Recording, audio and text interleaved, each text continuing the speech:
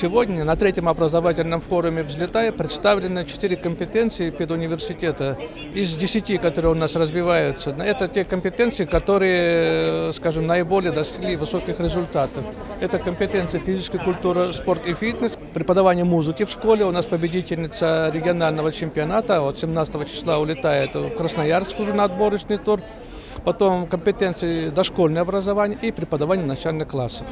Перспективы развития WorldSkills в университете, наверное, они очень востребованы, потому что школа отходит от традиционного подхода, доска, мел, учебник и так далее. Мастерские WorldSkills готовят практически наших студентов именно к работе на реальном рабочем месте.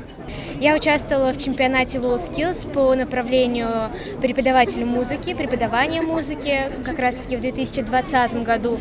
И могу сказать, что это дает большой опыт и большую пользу в самой работе, потому что я работаю уже в физико-математическом лицее, и все, что я получила на этом чемпионате, использовала на практике в своей школе. Здесь мы показываем, как студент создает MIDI-дорожки инструментальных партий. Готовое звучание студент экспортирует в MP3 файл. И получается готовая минусовка.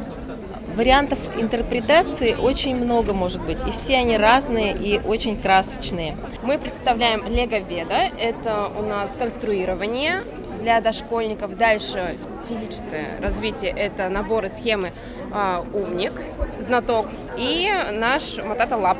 Это юное программирование, начальный этап. Дети обучаются уже с 3-4 лет.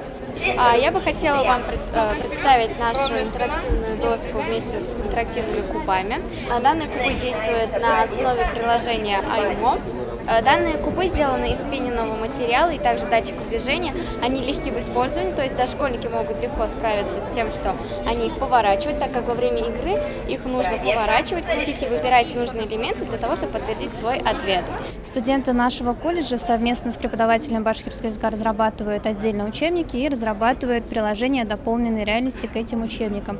То есть это не просто учебник, а это полностью целое приложение, с которым работают с использованием планшета либо с использованием телефона.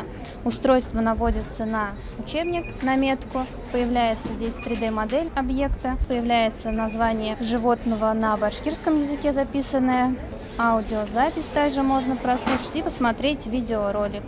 Мы представляем нашу мастерскую по преподаванию в младших классах, и непосредственно сегодня на площадке вы видите интерактивное оборудование, которое используется для вузовского чемпионата. Непосредственно это наша универсальная лаборатория и цифровой микроскоп, а также интерактивный глобус. Мы сейчас с вами продемонстрируем, как можно измерить температуру тела или воды с помощью этого сенсодиска. Мы выбираем непосредственно опцию температуры. Можно также с помощью этого сенсодиска измерить и пульс в том числе, потому что есть темы по окружающему миру организм человека. Вы видите, что у нас график изменяется, и, естественно, данным прибором можно измерить и даже температуру тела. Также вашему вниманию вы можете увидеть наш микроскоп, с помощью которого мы можем проводить опыты на уроках окружающего мира. Сейчас вы можете наблюдать у нас лапку мухи. Детям будет довольно интересно разглядывать данную лапку. Даже можно задать вопрос, чья это лапка. Также у нас есть разрезы дерева, хлопок, крыло бабочки. Мы с моим товарищем Денисом с колледжа БГПУ, которые прошли в финал на национальный этап по молодежному чемпионату WorldSkills, заняла 2 место. Далее хочу вам показать именно сам аппарат, благодаря которому вообще происходит основа соревнований этих. Это аппарат InBody, который представляет собой весы, ростомер, если образно говоря. Данный аппарат помогает полностью измерить ваш рост, вес, содержание жира, минералов, протеинов и мышечные сегменты, то есть полностью сделать расчет вашего тела, физиологических способностей и данных. То есть благодаря этому аппарату происходит самое первое задание конкурсное, которое идет на 8 часов. То есть мы выполняем полностью тестирование человека, выполняем результаты, смотрим, составляем план тренировок и рекомендации по питанию. А далее уже оттуда, исходя, производим видеомонтаж данных тренировок, чтобы можно было заниматься онлайн.